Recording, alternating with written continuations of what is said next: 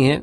जयपुर में एक सज्जन रिटायर हुए और रिटायर्ड होने के बाद में उन्होंने अपने लिए एक 400 गज का बड़ा सा मकान खरीदा। और वो मकान उन्होंने इसलिए खरीदा क्योंकि उस मकान के पीछे वाले हिस्से में एक आम का बड़ा पुराना सा पेड़ था और उनकी वाइफ को आम बड़े पसंद थे।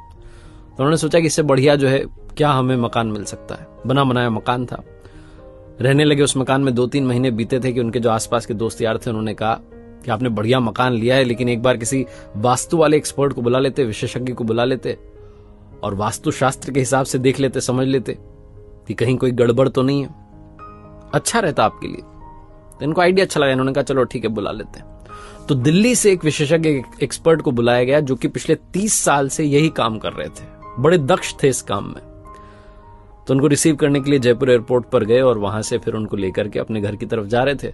तो पहले तो रेस्टोरेंट में उनको बढ़िया सा राजस्थानी भोजन करवाया, लंच करवाया। और जब जा रहे थे सड़क पर, जब गाड़ी चल रही थी, तो वास्तु वाले एक्सपर्ट देख रहे थे कि ये जो सर जी थे जिन्होंने घर खरीदा था, ये कोई भी कार आती है ओवरटेक करने की कोशिश करती है तो उसको जगह देते थे आराम से कि वो निकल जाए।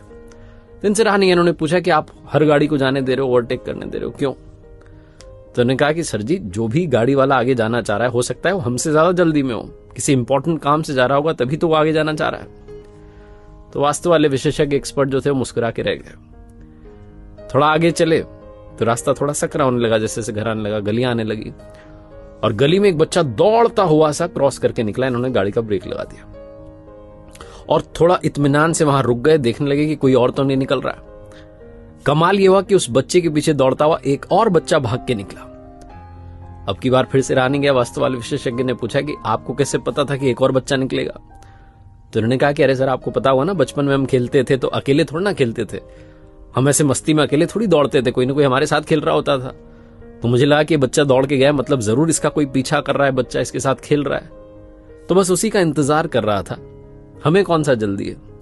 दूसरा बच्चा निकल गया, अब हम चलते हैं आराम से। फिर से वास्तु वाले एक्सपर्ट मुस्कुराए। जब घर के पास पहुंचे, दरवाजे पर गार्ड ने दरवाजा खोला, गाड़ी अंदर जैसे ही पहुंची तो देखा कि 7-8 पक्षी पीछे की तरफ से उड़ करके जा रहे हैं उस पेड़ के ऊपर से। तो इन्होंने वास्तु वाले विशेषज्ञ से कहा सर जी ने कि आप गाड़ी में बैठे रहिए, उतरिएगा मत। बोले क्यों? बोले वो पीछे से पक्षी उड़ के गए, मतलब कि पीछे बच्चे आए हुए हैं और बच्चे आम लेने के लिए आए होंगे बड़े प्यार से, तो वो आम ले लें, चले जाएं अपने अपने घर में, उसके बाद हम उतरेंगे, वरना वो हड़बड़ाहट में उन्हें लगेगा कि घर का मालिक आ गया, वो हड़बड़ाहट में उतरेंगे, चोट लग सकती है। तो आराम से हम बैठे रहते हैं, बच्चों को चले जाने देते हैं, फिर हम चलेंगे। वास्तु वाले विशेषज्ञ ने कहा कि अगर आप बुरा ना माने तो एक बात कहना चाहता हूं, आपको मेरी जरूरत ही नहीं है। ये सर जी डर गए। उन्होंने कहा क्या हुआ, कोई गलती तो नहीं की आपके आदर सत्कार में? उन्होंने कहा नहीं कोई गलती नहीं हुई, आपको मेरे जैसे किसी भी इंसान की जरूरत नहीं है क्योंकि आपके यहां कोई वास्तु दोष ही नहीं है। बोले आप कैसे कह सकते हैं, आपने तो घर ही नहीं देखा। तो विशेषज्ञ जो थे, एक्सपर्ट थे, उन्होंने कहा कि अरे सर मैंने आपको पूरा नोटिस किया, आपके व्यवहार को नोटिस किया, ओवरटेक आप गाड़ी को करने दे रहे हैं क्योंकि आपको लगता है कि सामने वाला जल्दी में, उसे इंपॉर्टेंट काम है, आप उसका ख्याल पहले रख रहे हैं।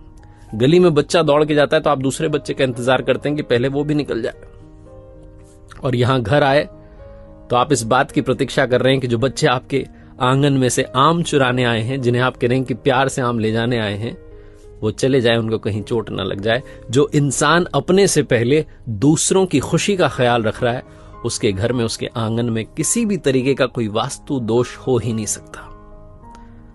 इन्होंने कहा कि आप आ गए हैं तो एक बार घर में अंदर तो आइए, नाश्ता कीजिए। बड़ी छोटी सी कहानी है, लेकिन सार ये कहता है कि अगर आपके मन का भाव सच्चा है तो जीवन में आपका हर काम अच्छा है। जिसका मन पवित्र होता है उसके आसपास किसी भी तरीके का दोष भटकता नहीं है। तो लाइफ में हमेशा अपना तो ख्याल रखिए, अपनी खुशियों का ख्याल रखिए, लेकिन दूसरों की खुशियों को भी प्रायोरिटी देना शुरू कीजिए।